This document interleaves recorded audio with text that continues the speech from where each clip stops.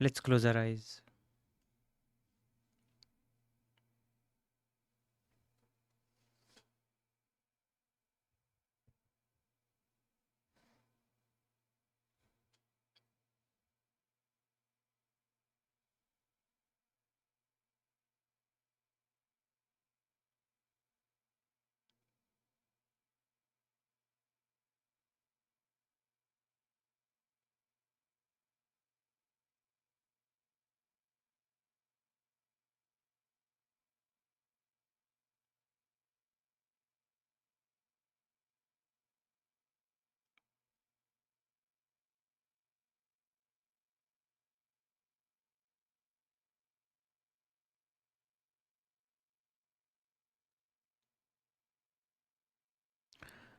Turn off all commentary for whatever is happening.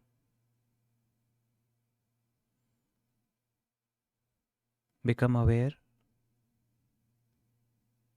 that there is a continuous commentary going on. Something like, this is wrong, this is dumb, I would rather do it this way, I think this should happen, that should happen.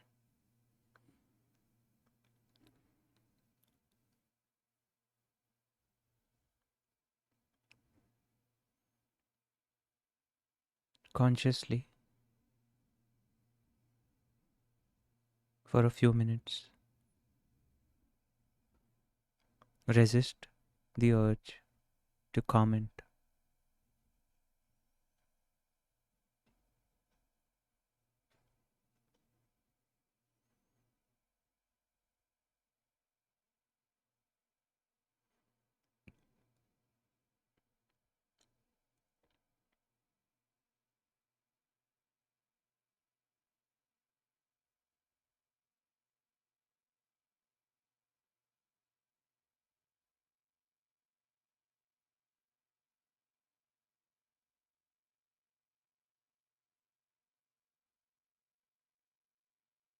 Long enough to only notice that life can move on just fine without commenting.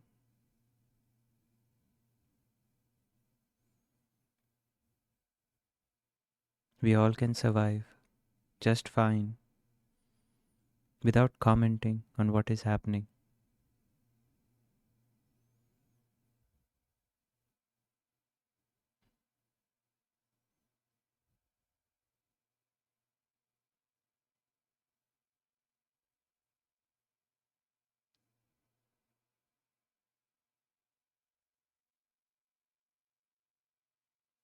If right now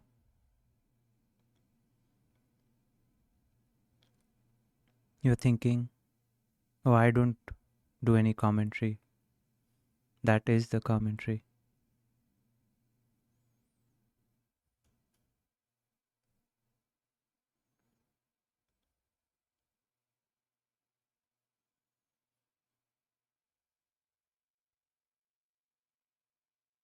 Talking to yourself as if you're talking to someone else is the commentary.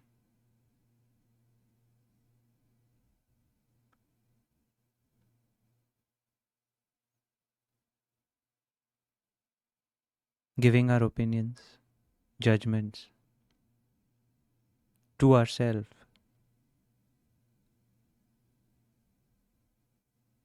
as if we are giving it to someone else is the commentary.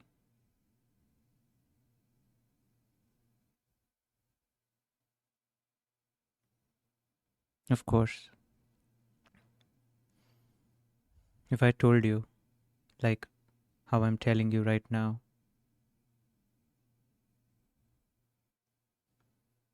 that we talk as if we are talking to someone else in our minds,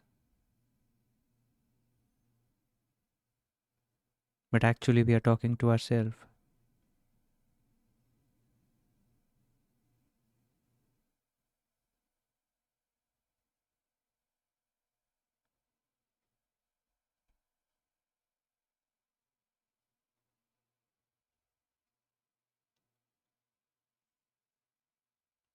And somehow,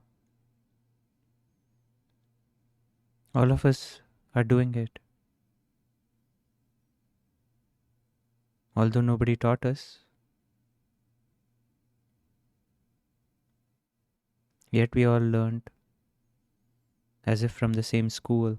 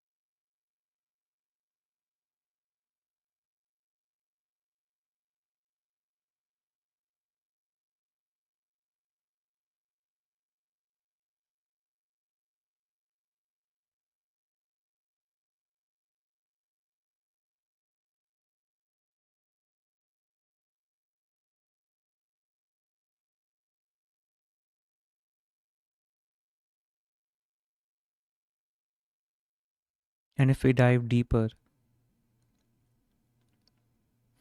into this quote unquote self talk or commentary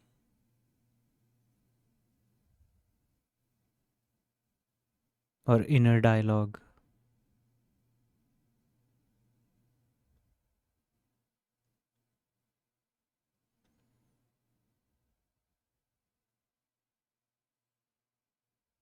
what we find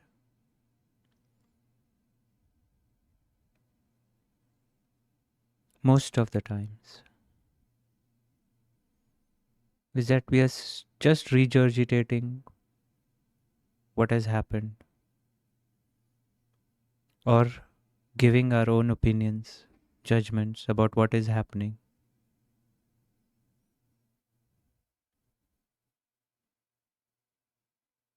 without any conscious goal or creative endeavor.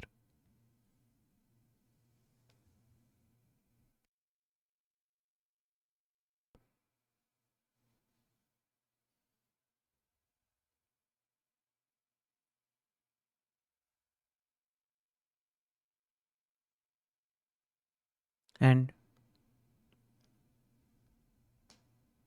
because we do it unconsciously,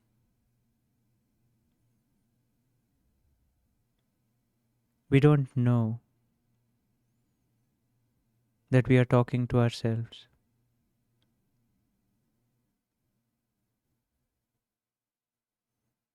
We think we are talking to someone else.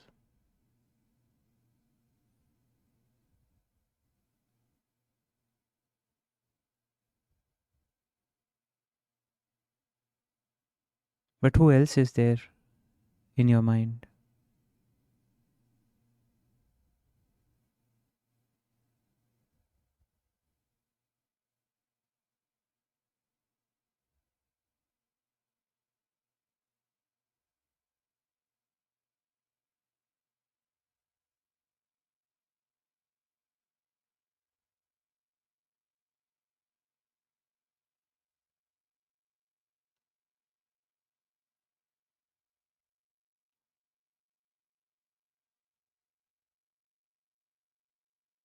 So, if we go a little deeper into this exploration, we realize that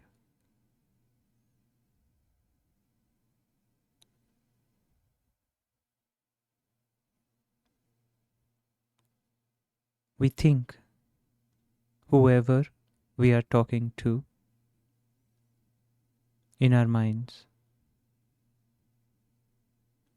is actually that person.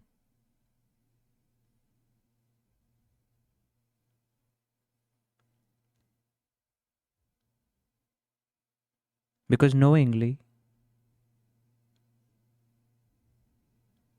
we wouldn't be talking to an image of that person, a stick figure image of that person in our minds.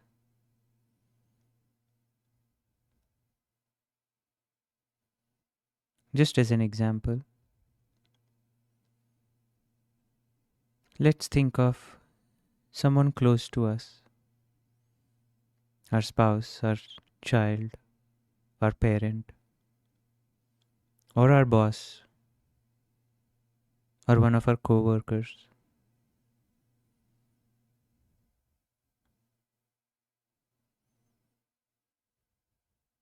and try to have a 10-second conversation with them.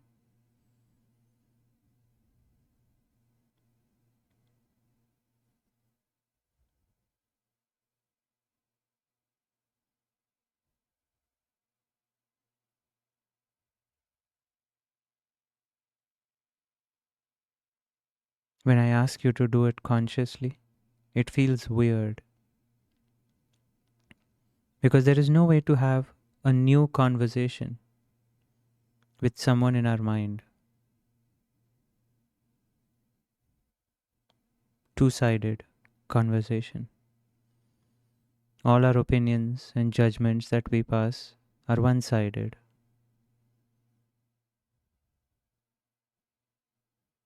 And again, I'm not using judgments and opinions in a way to criticize them or criticize you. I'm just highlighting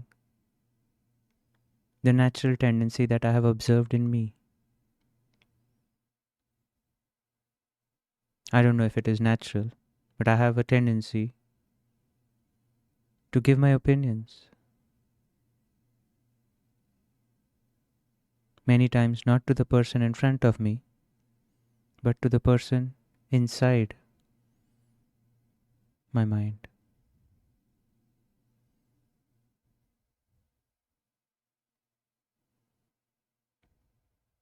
So there is no way to have a new conversation with this person in our mind.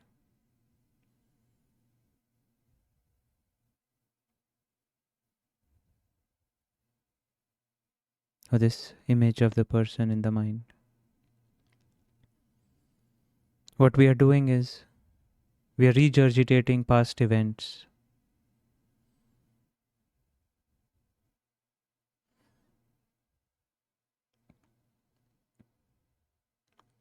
replaying them,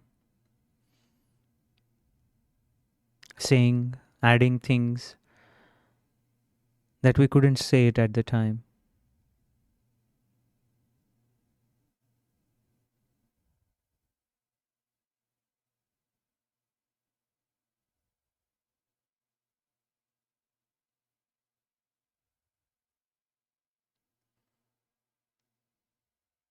But deep down, we believe that the image in our mind of that person is really them.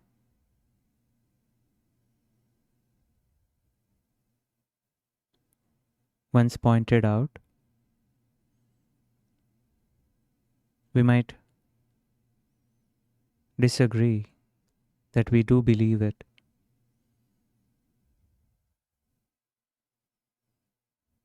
But then why else would we have a conversation with an image?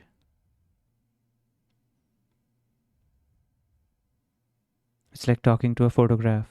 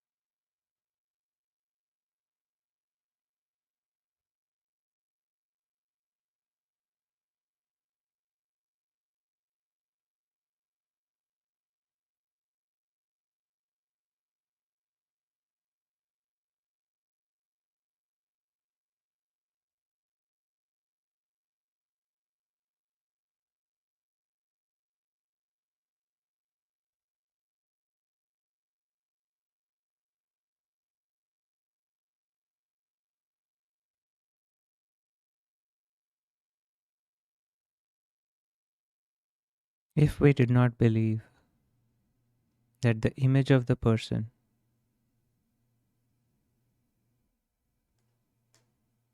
in our minds is real, we wouldn't be replaying events and situations in our mind over and over again.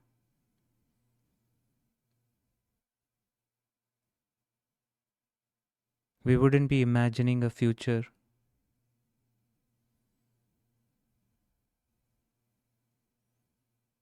where only bad things are happening.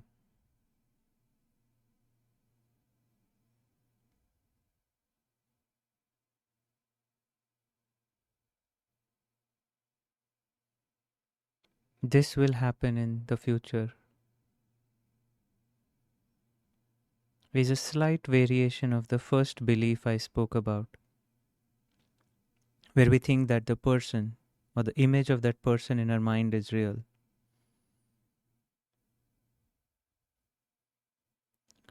When we are imagining and getting anxious,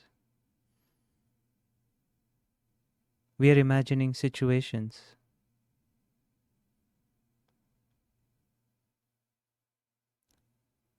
We're imagining ourselves in that situation.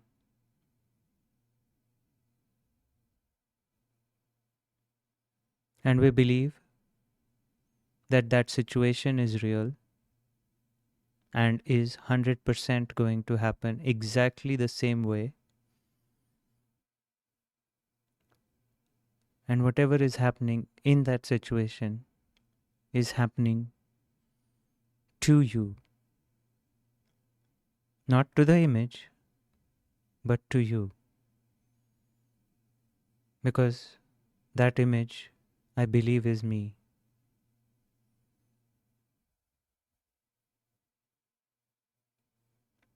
That's how we feel anxious, fearful, sometimes sad.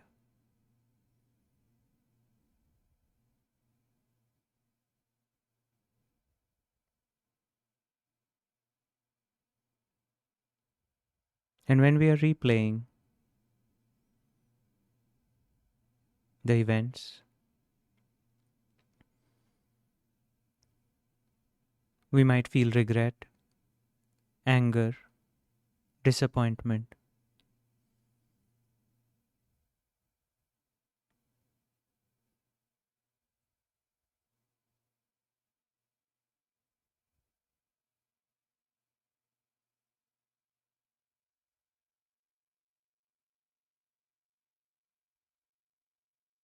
So, this is the number one reason to investigate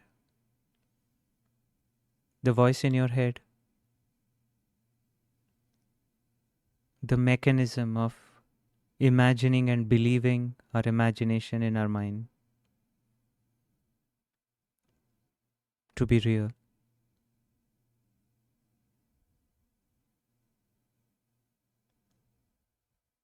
95 to 99% of the times,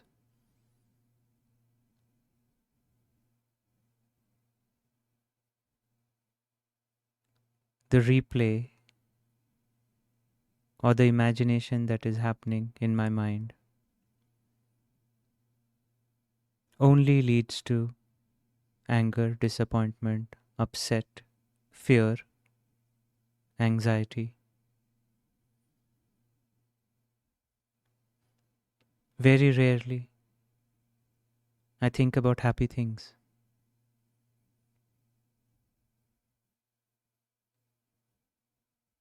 I think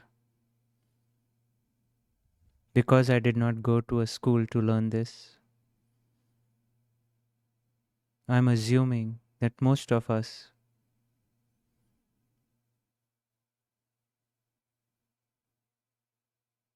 do it this way.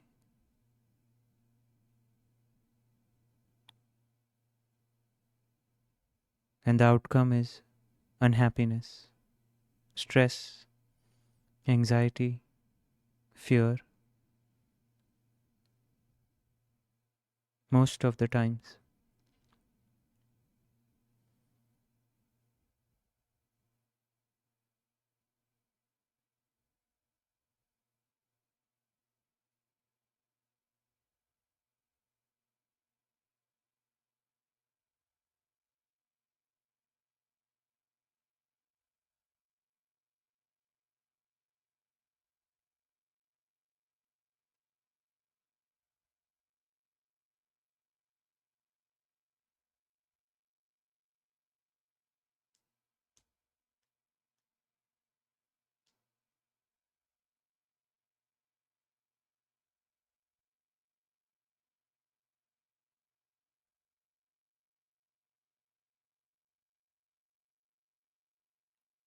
Sometimes talking to yourself,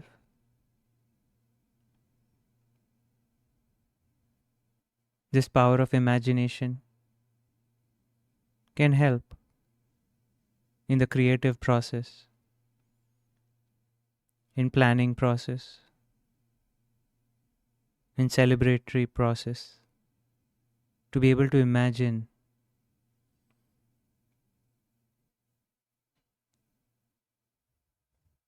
what may happen, how will it look like, what should the sequence be, to practice how to say things.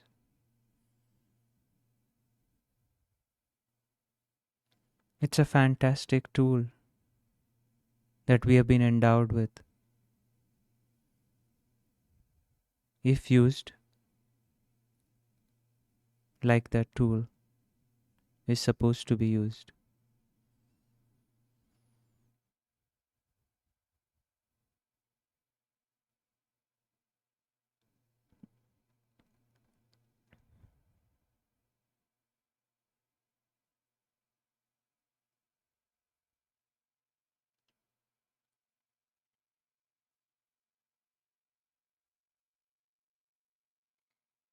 But when we are in the planning,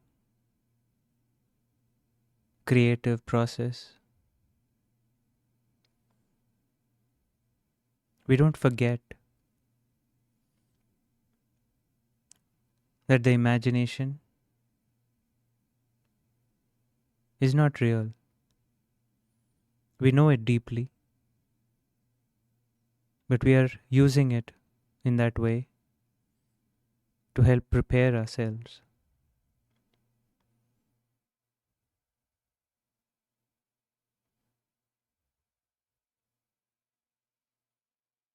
And I would like to encourage you to observe these nuances in your own mind, in your own behavior.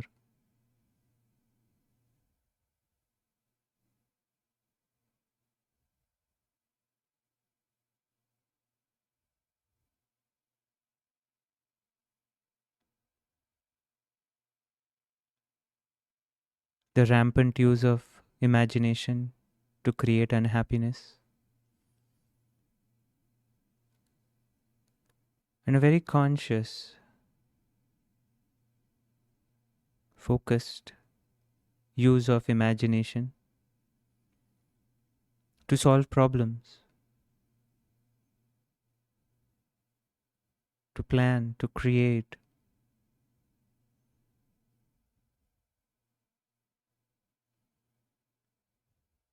The tool is the same.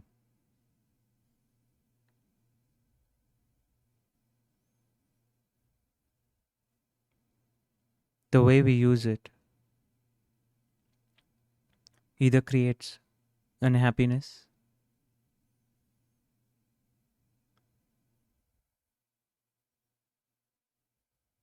or not.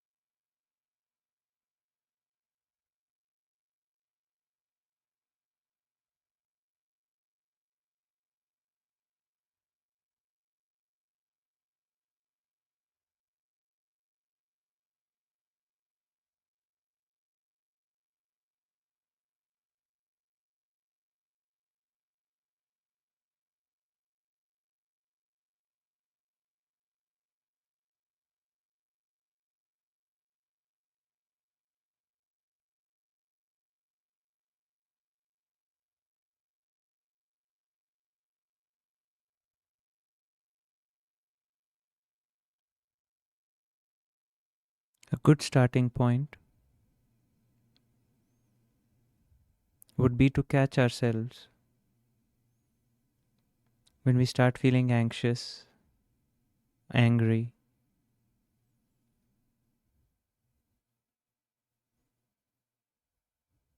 and ask ourselves, is it real? And by it, I mean the imagination. The unhappiness is definitely real because we are feeling it. But is the imagination real?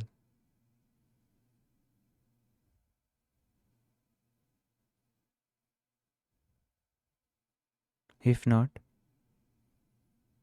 let's withdraw this permission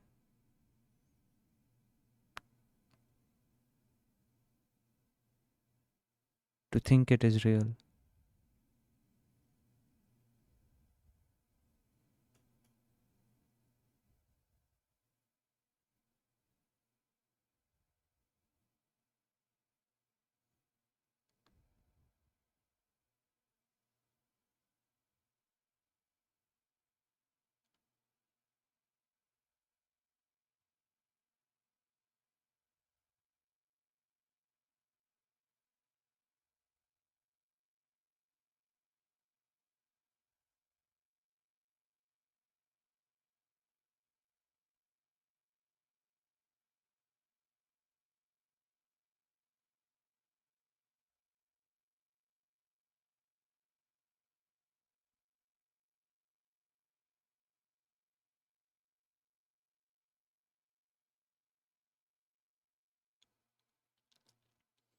Thank you.